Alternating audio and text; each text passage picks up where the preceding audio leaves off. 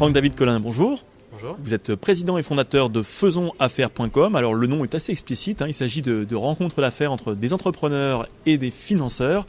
Quel est le détail exactement de cette plateforme? Parce que c'est un site web en fait.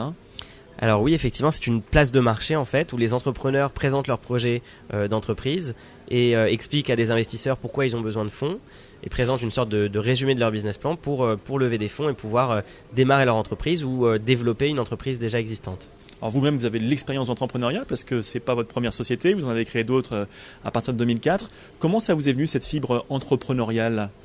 Alors, cette fibre entrepreneuriale m'est venue à suite d'une mauvaise expérience de salarié. C'est-à-dire que j'étais un peu frustré quand j'ai commencé à devenir salarié après mes études. On me donnait pas assez de responsabilités et j'avais envie d'avancer peut-être trop vite et c'est pas très bien passé. Et donc du coup, je me suis dit bon allez, je laisse tomber, je quitte ma boîte et je me lance. Donc il y a eu une première création et puis d'autres activités. Et 2007, c'est le déclic pour faisonsaffaires.com. Comment ça vous est venu ? Alors sur ma première société, j'avais entrepris une levée de fonds parce que ça marchait bien. On devait chercher des fonds pour développer l'activité.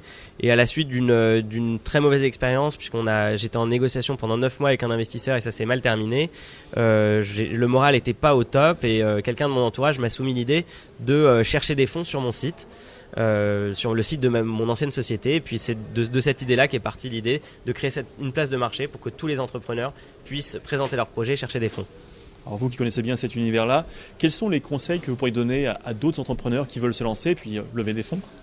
Alors, le premier conseil que je donnerais, c'est vraiment d'être d'abord convaincu évidemment par son projet et de s'en donner les moyens. C'est-à-dire vraiment de réfléchir à tout, de le soumettre à des personnes de leur entourage pour en connaître éventuellement tous les arguments qui feraient que le projet ne serait pas bon et être capable d'avoir vraiment un argumentaire bien verrouillé pour pouvoir vraiment avec conviction et en étant convaincant défendre son projet.